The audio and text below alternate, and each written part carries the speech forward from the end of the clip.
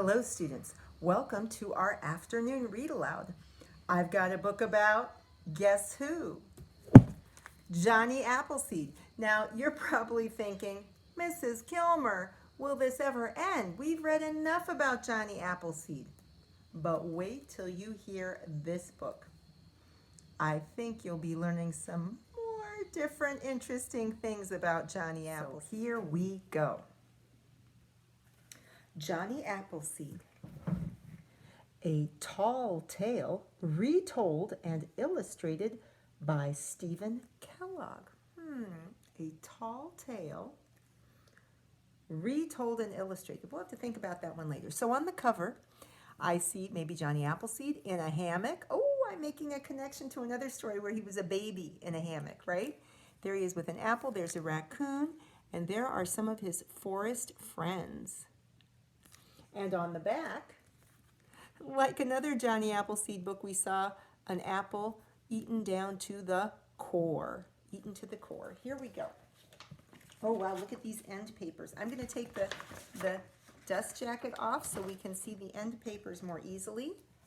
And you can see a very beautiful illustration with all the details of the forest animals, and some of them are watching Johnny Appleseed plant his trees right there.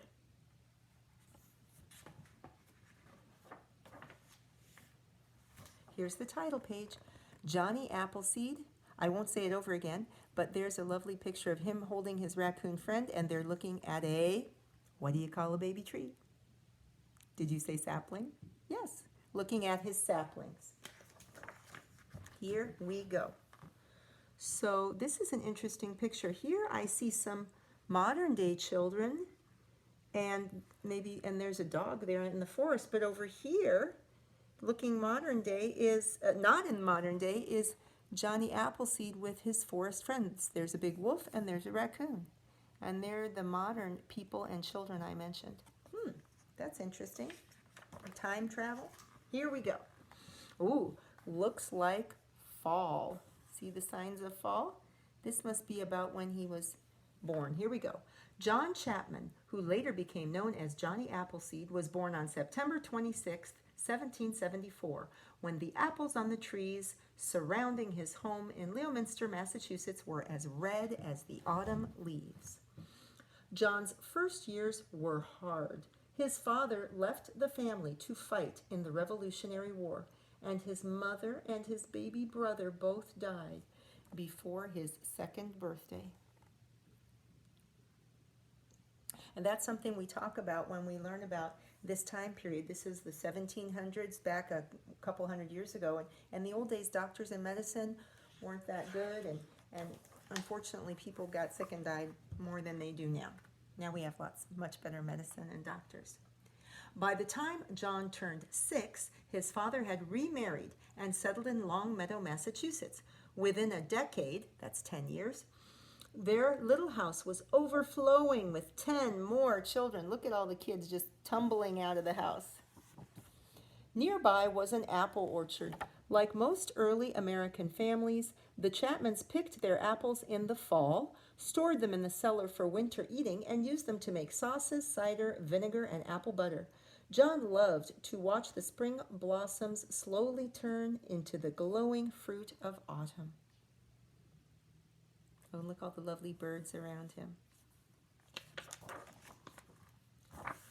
Watching the apples grow inspired in John a love of all of nature. He often escaped from his boisterous household. That means like very busy, all those kids making noise, tumbling around. That's boisterous. He escaped from his boisterous household to the tranquil, that means calm, woods. The animals sensed his gentleness and trusted him. Look, he's feeding a little fawn. Right? A baby deer, a fawn, an apple.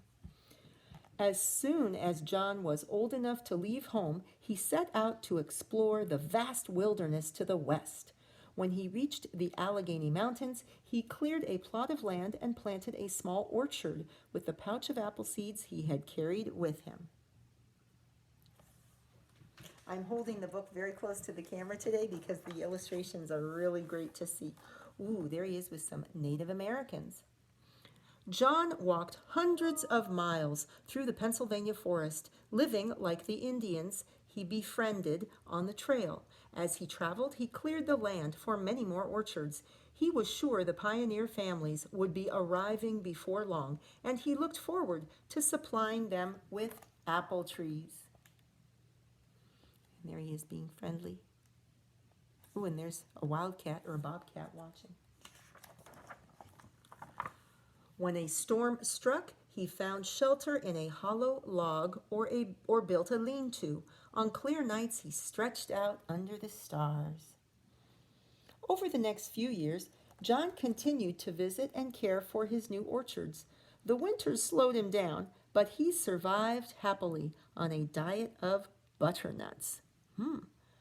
So there's a little close-up of him kind of hiding out in a little tunnel in the snow, surviving despite the cold. He was a real tough guy, right?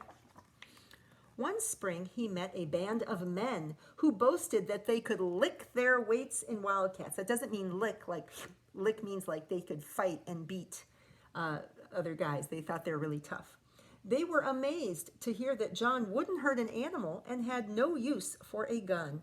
They challenged John to compete at wrestling, the favorite frontier sport. He suggested a more practical contest, a tree chopping match. The woodsman eagerly agreed. So these big tough guys came along and tried to kind of make a fight and say, oh, we'll challenge you to wrestling. And Johnny was like, let's cut down trees instead and see who's better at that. And there we go. There's all the details around that tree chopping contest. Chop, chop, chop, chop, chop. When the sawdust settled, there was no question about who had come out on top.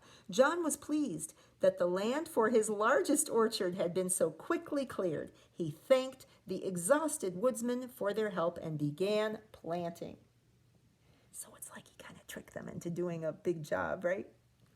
During the next few years, John continued to move westward. Whenever he ran out of apple seeds, he hiked back to the eastern cider presses to replenish his supply. Before long, John's plantings were spread across the state of Ohio. So it's showing him looking out over the landscape, right? We've been learning that word, landscape. Meanwhile, pioneer families were arriving in search of home sites and farmland. John had located his orchards on the routes he thought they'd be traveling. As he had hoped, the settlers were eager to buy his young trees. So they're all happy to buy his trees. There's a covered wagon, always a kind of a symbol of people moving west. And there are all his saplings waiting to be bought and planted.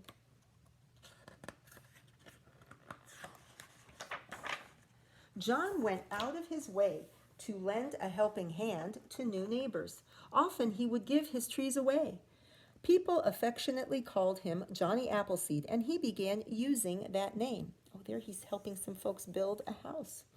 He particularly enjoyed entertaining children with tales of his wilderness adventures and stories from the Bible. Oh, we've heard that before, how much he loved kids and telling them stories. In 1812, the British incited the Indians to join them in another war against the Americans. The settlers feared that Ohio would be invaded from Lake Erie. It made Johnny sad that his friends were fighting each other, but when he saw the smoke of burning cabins, he ran through the night, shouting a warning at every door. Oh, this is reminding me of the lesson from Seed by Seed to make peace where there is war. So the British were making problems and making the Indians and the settlers kind of fight each other, but he just kept warning both sides, right, to try to protect people from just fighting each other and getting hurt. After the war, people urged Johnny to build a house and settle down. He replied that he lived like a king in his wilderness home, and he returned to the forest he loved. During his long absences, folks enjoyed sharing their recollections. That means like their stories, their memories of Johnny. They retold his stories, and sometimes they even exaggerated them a bit. So here's someone telling stories, and it's like the words of the stories are kind of getting bigger and bigger, and maybe the deeds, what's happening in the stories are getting bigger. Some recalled Johnny sleeping in a treetop hammock and chatting with the birds. Others remembered that a rattlesnake had attacked his foot. Fortunately, Johnny's feet were as tough as elephant's hide, so the fangs didn't penetrate. Oh, remember that story? His skin's so tough, the snake couldn't bite it? It was said that Johnny had once tended a wounded wolf and then kept him for a pet. An old hunter swore he'd seen Johnny frolicking with a bear family. So someone said they saw him playing with some bears. The storytellers outdid each other with tall tales about his feats of survival in the untamed wilderness. Wow. So here's a giant picture with all kinds of details about things that are said to have happened to Johnny Appleseed. So I see a big giant fish. What, his canoe actually went inside the mouth of a fish that big? Does that seem possible? Let's see. And over here, oh my goodness. Are there really such things as like ogres like this?